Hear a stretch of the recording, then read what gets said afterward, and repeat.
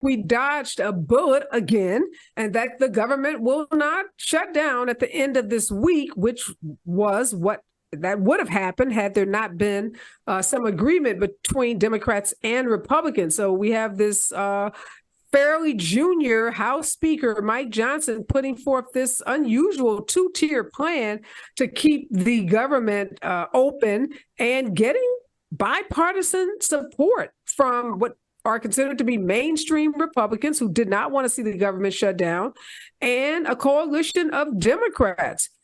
It was actually a vote of 336 to 95, which cleared the 2/3 threshold required for passage. 209 Democrats and 127 Republicans. So what do you make of that? We had 93 Republicans opposing the bill, but this was fairly successful, you'd have to call it, if you measure success by getting Republicans and Democrats to agree on anything.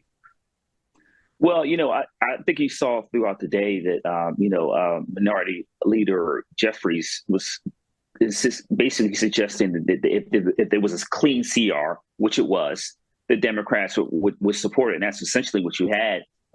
What you saw early this evening is that you saw a bill with no riders or no other controversial poison bill, a language added to the bill. And, credit, the speaker for bringing it up, a clean CR. I'm sure it will cost him a lot politically. So we'll see if he ends up being speaker for, by the time we get to the new year. He might not be speaker very long. So when you say cost him, are you concerned that some of those Republicans, and particularly the conservative ones that voted against the bill, may decide that they want to oust him in the way they did Kevin McCarthy? Yes, because all they want to do is see it burn. Let me give you an example. The Freedom Caucus essentially came up with this idea of the two-tiered continuing resolution, and then came out with a statement yesterday. They said, or the day before, said they wouldn't support it, even though there was it was their idea about this two-tiered CR. So what they really want is chaos, and so I think that we'll continue to get chaos over the next couple of months. Yeah, what do you make of this, Professor Hill? Is there any hope? You said I like to be hopeful, and I do. Any hope that this could be the beginning of something that leads us to more bipartisanship?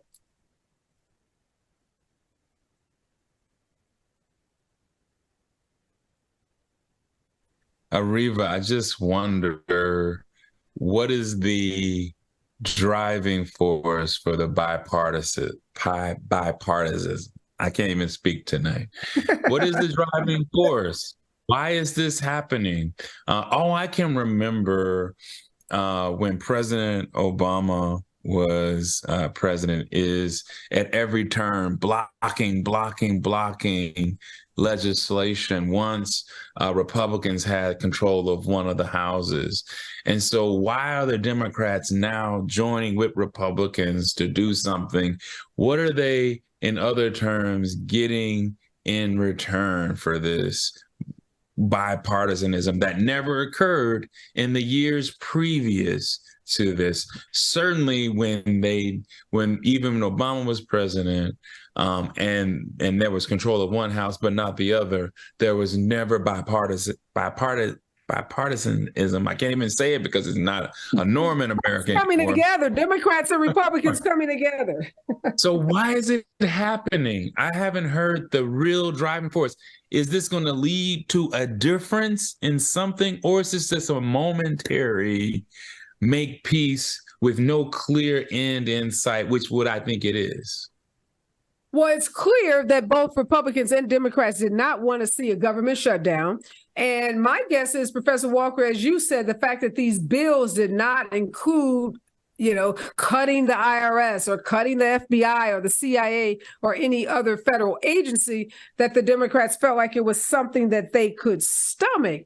But do you think this helps, assuming that there's no movement on the GOP conservatives to oust Mike Johnson? Does Mike Johnson in some way get credit for having kept the government open and having gotten Republicans and Democrats voting together? Now, we know the MAGA Republicans don't ever want to pass anything with Democratic votes, but those mainstream Republicans, this is a throwback to the days when they could agree on bills and could vote together on legislation.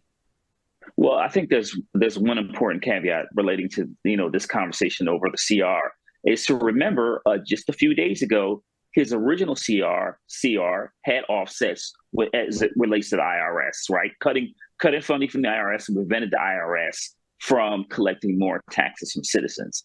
So I want to remind you that was initially his first bill, which the Senate said it's not going to happen, right? So it passed the House, but the Senate, it had no shot in the Senate. So that was his initial bill. So if he actually really thought about, cared about bipartisanship, the bill that passed, the CR that passed today, it could have passed it last week. But the reality is I think he's like a conservative kid with toys at Christmas. He's trying to play around with the House of Representatives to figure out what he's going to lose interest in, what's he's interested in right now. So the reality is, I don't think he deserves any credit for it. But because if he didn't, the government shut down and he'd get blamed for it. So. Yeah, no, I hear you. I'm not overly encouraged that this means that we're going to see a different Mike Johnson, but it's just kind of ironic that we're not seeing the same kind of vitriol directed at him after this vote as we saw towards Kevin McCarthy. So for some reason, not yet. Not yet. You're right. For some reason, at least in these 5 hours. Areva, can I remind you, it took, what did you remind me, 15 votes? They did not like him at all.